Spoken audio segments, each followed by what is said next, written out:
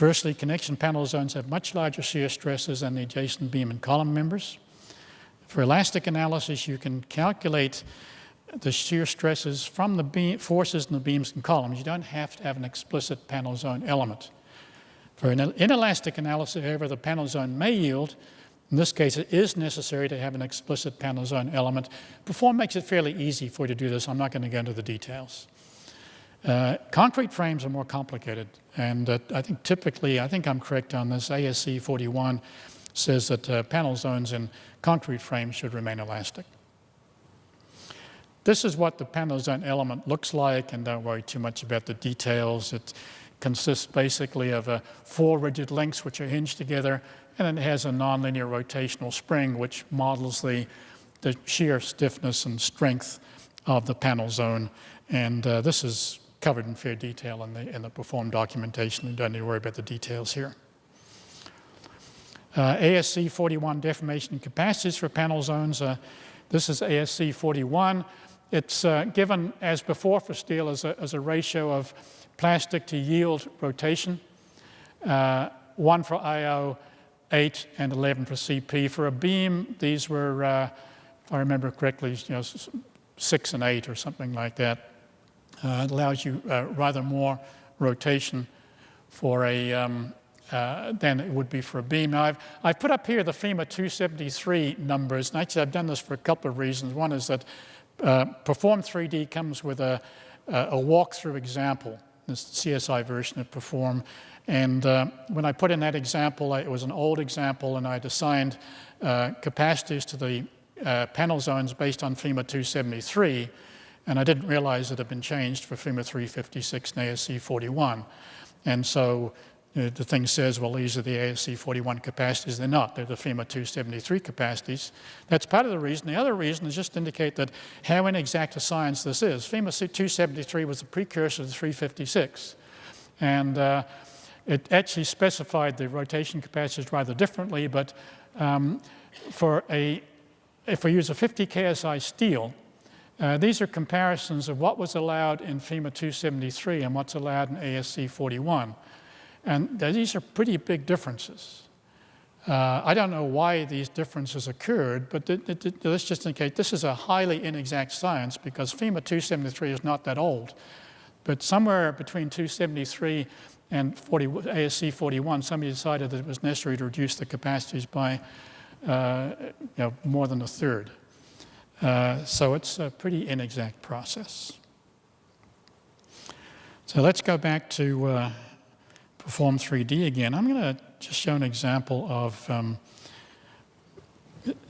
used an inelastic fiber section to model a fracturing connection, pre-Northridge connection.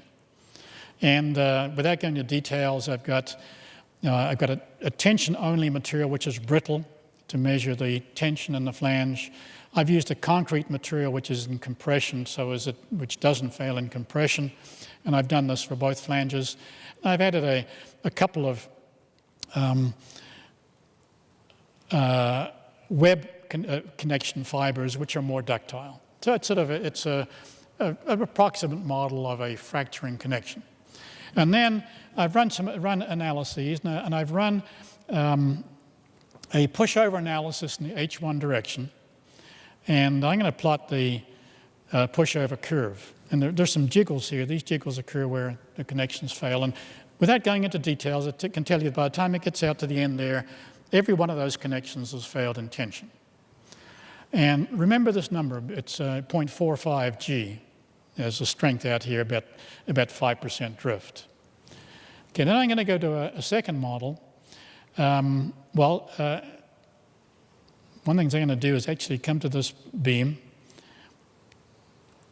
and I'm going to look at the axial force in the beam. But I have a rigid floor diaphragm there, and the beam cannot grow in length, so in fact it's fully restrained. So instead of growing in length, it goes into compression. And it goes into rather a large amount of compression, so this analysis doesn't look very good. So as a second thing, I said, okay, well, let's put in a PM hinge there such that instead of just being the axial force being allowed to grow without limit, it'll be limited by the PM hinge. So I'm going to open up here a different model. And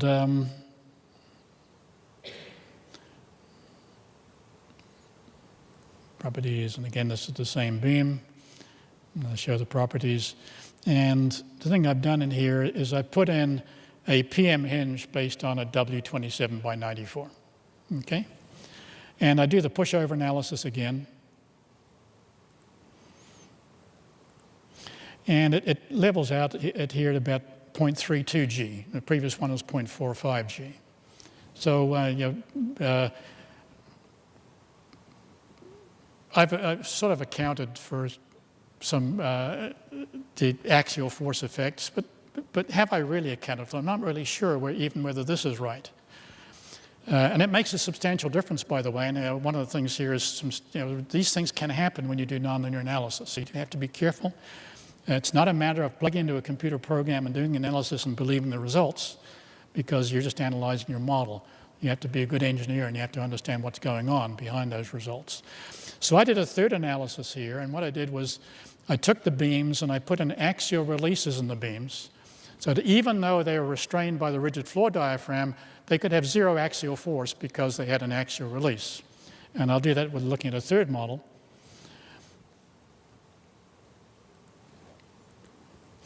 And again, if we look at the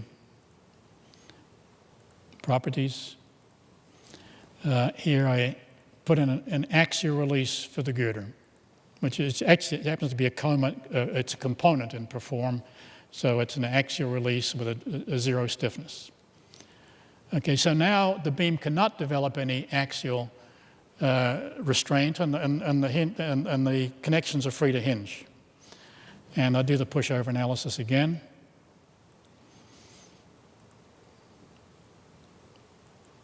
Whoops. It's 0.16 G, and then it fractures, and in fact, you've got to prop it up. It actually the load has gone negative. Now, I just toss this out to do two things. Firstly, so you can do this kind of modeling if you want, but you better be damn careful what you do, because I did 3 different analyses here. I got 3 completely different results, and quite frankly, I don't know which one is correct. But I suspect that what is happening in a real frame is there is some significant restraint being offered by the floor diaphragms. Not rigid restraint necessarily, but I suspect that in a building with pre-Northridge connections, that it does develop substantial axial compression in the beams as the connections try to open up. It stops them from opening up, and that may be what saves the building, because if it had this type of behavior, it would almost certainly collapse, I think. If you have a slender brace, you would treat it as a bar element with just axial force. And forget about bending. If it's very slender, you could use tension-only material, just a tension-only brace. If it's moderately slender, you could use a buckling material. What you do here is you specify material, and then you use it in what's called a steel tie element, which has got a material and has got some area. The demand capacity measure is axial deformation. A buckling restrained brace is rather different. As I indicated before, one of the things about a buckling restrained brace, it tends to get stronger as you cycle it. It's called isotropic hardening sometimes. And so Perform has a separate element for buckling restrained braces, which does have this type of behavior. Again, the demand capacity measure is axial deformation. You can use a fluid damper. In a fluid damper, the relationship in axial force and axial deformation rate, not axial deformation rate is usually nonlinear. And as indicated in the diagram below, and one of the reasons I guess I understand is that if it were linear and the earthquake was stronger than you expected, the force would keep on going up and you could break all the connections and everything. If it flattens out like this and the earthquake is rather stronger than you expect, well, the strength levels out, so you're not less likely to break all the connections. In Perform, the relationship between axial force and axial deformation rate is defined by a number of straight line segments. The usual thing is to have a curve in here but you approximate this curve with a number of straight line segments. The demand capacity measures can be either axial deformation or axial force, probably both actually. You'd like to know that you haven't exceeded the loads on the connection, so you'd look at axial force, and you'd like to know that you haven't exceeded the deformation capacity of the fluid damper, so you would use axial deformation also. And incidentally, if you do a pushover analysis, there's no dynamic effect, and so if you have a fluid damper, it doesn't do anything. It has no stiffness in the pushover analysis. But Perform does have a little feature where you can estimate the extra damping which is provided by fluid dampers. And even though the pushover analysis doesn't have any strength from the fluid dampers, it does have an approximate method which will estimate the energy dissipation in those fluid dampers, and will give you some rough idea of how much additional damping you would get and what the effect of that, how much additional damping you would get. And to some extent, the effect of that damping, the effect of damping comes in when you calculate the performance point or the target displacement. It doesn't affect the pushover curve, but it can affect the target displacement. Non-slender brace is more complicated. If a brace, you know it doesn't buckle, and you can model it like a column. You might assume it remains elastic. You may allow it to form plastic hinges. If it can buckle, this is really rather tricky. What you can try to do is you can try to model as a number of elements as shown below, and you can rely on the P delta effect to cause it to buckle. And Perform will, if you include P delta effect in this, it can buckle the component, but it's rather complicated. It may not work, and you'd have to be rather careful in using this procedure. So a conclusion on this session, we considered models and performance assessment for frame components. In the next session, we do the same for shear walls, and shear walls are very, very different from frames, a whole different set of issues completely. We'll cover that in the next session. Questions?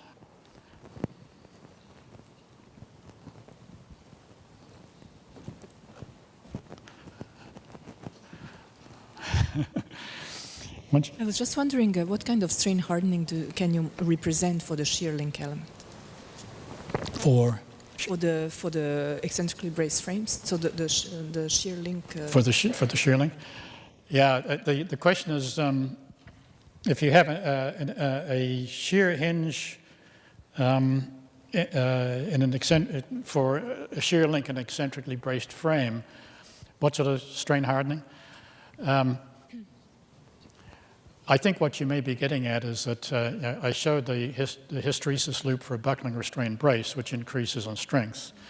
And I think that a shear link may do the same thing. And the shear hinge that we have doesn't do that right now. Okay. It does not give you hardening under progressive cyclic loading. It's on the list of things to do. If I was trying to model some gross geometric deformations like foundation uplift or sliding, would I have to jury rig up something with beams and mechanisms to do that?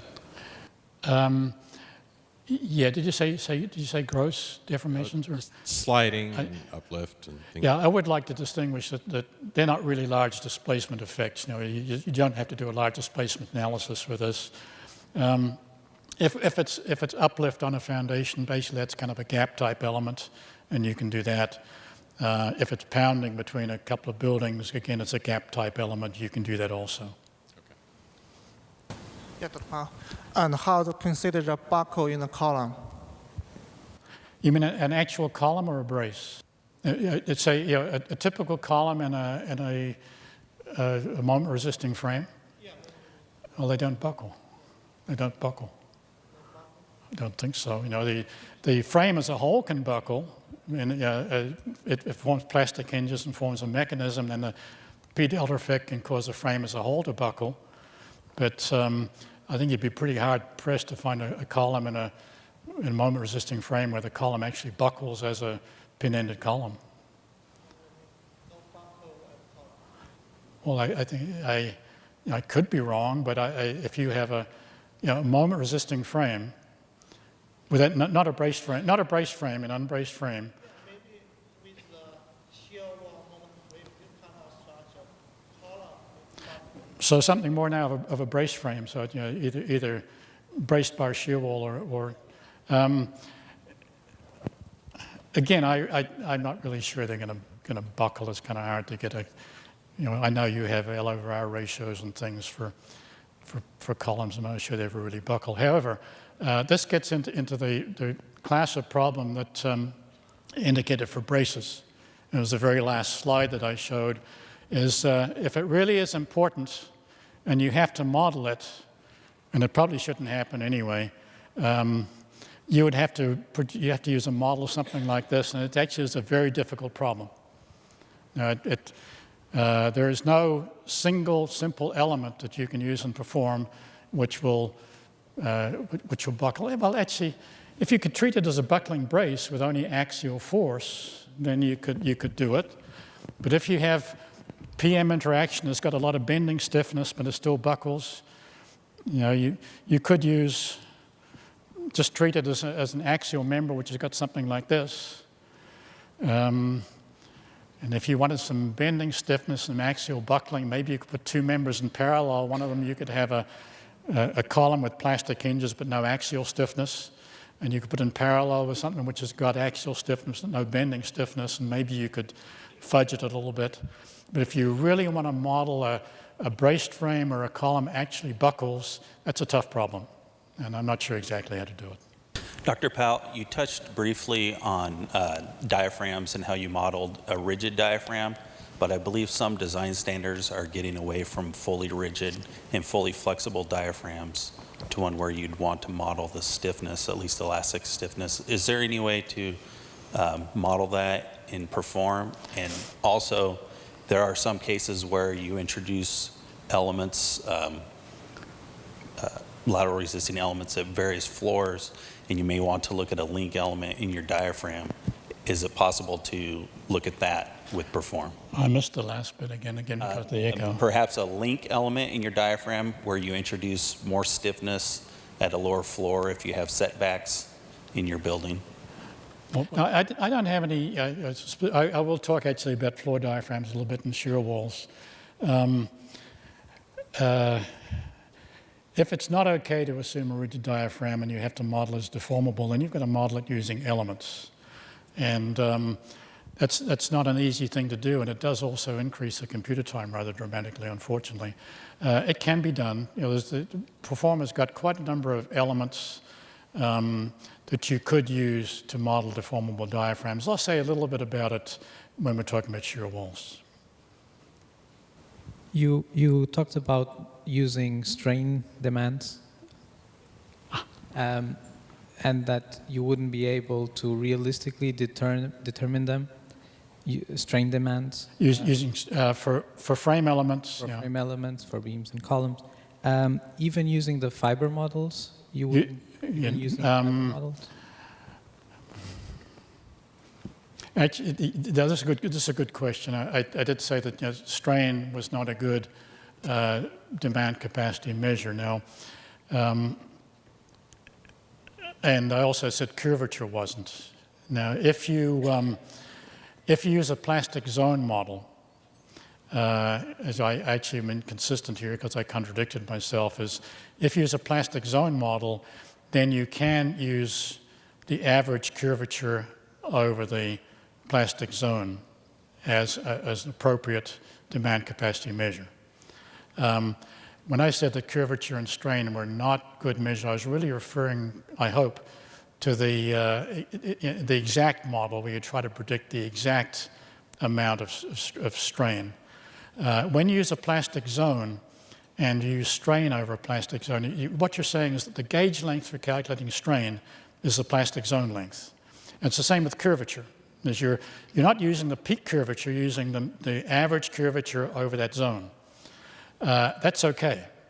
It's where you try to calculate when you're using bending moment, use the peak bending moment at the end of the beam as your demand capacity measure. If you extend that and say, well, I'll use the peak curvature right at the end of the beam, in that last millionth of an inch, that's not going to work. But if you calculate an average curvature and or an average strain over some finite length, like a plastic zone length, then it's okay. And we'll talk about this in the next session because this becomes very important for shear walls.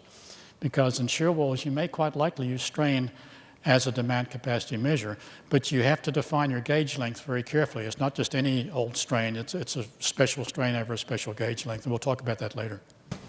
Brings me to a second question. You showed us different examples. I hear a voice and I don't know where it's coming from. It's still the same one. You showed us 3-4 different examples for types of beams we could use, beam elements we could use, and how we could set up a beam element using different components. Would there be one which you would say works better than the others? You showed one, for example, with a plastic zone, one with a plastic hinge. What is your opinion, if any, works better? Yeah, actually, there is one slide now which, pardon me, sort of addressed. My first choice would be the chord rotation model if it works. If for some reason it doesn't work, my second choice would be a plastic hinge model. And if for some reason that doesn't work, my third choice would be a plastic zone model. I wouldn't go any further than that. Well, if that didn't work, my fourth choice might be a finite element model, but you'd have to be rather careful. In the finite element model, the thing you would have is don't have a finite element which is shorter than 1/2 the beam depth. That would, then you're probably okay. But you can get all sorts of strange results from a finite element model. I think that would be the hierarchy that I would choose. But when you start the design and you are saying it doesn't work, what do you mean it doesn't work? The question is it a reasonable model for you to use for your nonlinear analysis? Yeah, if you feel it's a reasonable model to use a chord rotation model, then I'd say use that. If you don't think a chord rotation model is reasonable for some reason or another, then take a look at a plastic hinge model. If you feel that is not reasonable for one reason or another, then take a look at a plastic zone model and just work down the hierarchy. Sooner or later, though, you've got to make a decision. It's got to be made. It's a decision. I said this before that you may have done a PhD where you did nonlinear analysis. That's not going to help you. If you're a good engineer and you understand behavior, that's what's going to help you. You know the things you want to calculate. You kind of get a pretty good feeling for what's reasonable. You have a look and see what's in the toolbox, and you're the craftsman. You go in there and you take out the appropriate tool. And there's no universal tool that does everything. You've got to be the craftsman and pick the proper tool. You've already had lots of chances. There you go. You emphasized that it's very important to properly treat P delta effects. And I'm just wondering, do you have to do something special to really model them properly in the analysis? Because from my experience, often you would have frames, say moment-resisting frames that are coupled with some gravity columns, and it's really moment-resisting frames that are taking care of this overall sway effect that cause additional P delta effects. But often what I find in programs is that the tributary loads, the gravity loads that are affecting these effects are not adequately treated. So I was just wondering, how do you go about it in Perform? So this is P delta effect, Humphrey. Exactly. Yeah, the question was, if you have a perimeter frame structure, so you have a lot of internal gravity framing, what do you do with P delta effects? Well, the thing you do not do is model the external frame only and put on it only the loads on the external frame. That's wrong. You have to account for the P delta effect of all of the loads on the internal frame. And you can do one of two things. You can either model the internal framing directly, and you may want to do that, even though it adds more elements to the model. And then you put the loads on the gravity columns, and you'll get the P delta effect from that, including maybe any torsional P delta effect which may be present.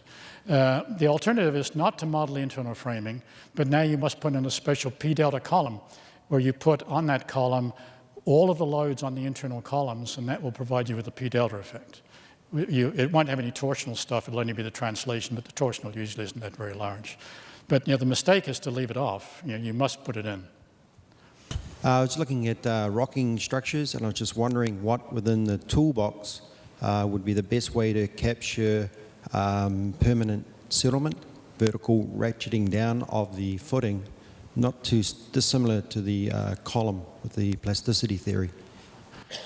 So if you have a foundation which is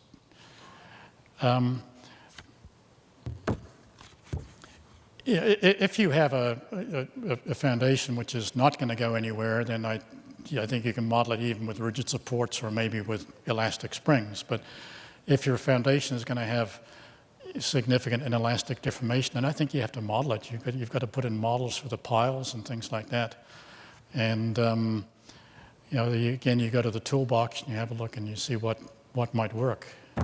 It is possible to model piles as columns and use bars to model PY springs for lateral displacement, and you can do that, and it makes the model more complicated. Of course, the answer is design the foundations as it doesn't do that. You would have to include the foundation in your model, and of course that makes your model more complicated. Have you tried different models for different frame element? The one being from the other one with different model. Within the same structure, you can do that if you want to. Yeah, people do that. It has been done. You don't have to use only the chord rotation model or only plastic hinge models. You can mix them. Different elements can have completely different models if you want. I was afraid your original question was that I did a comparison of different models as if they made very much difference, and that's a can of worms I'd rather not open. Let somebody else worry about that. How does what's the methodology behind that estimate? For pushover? For the pushover.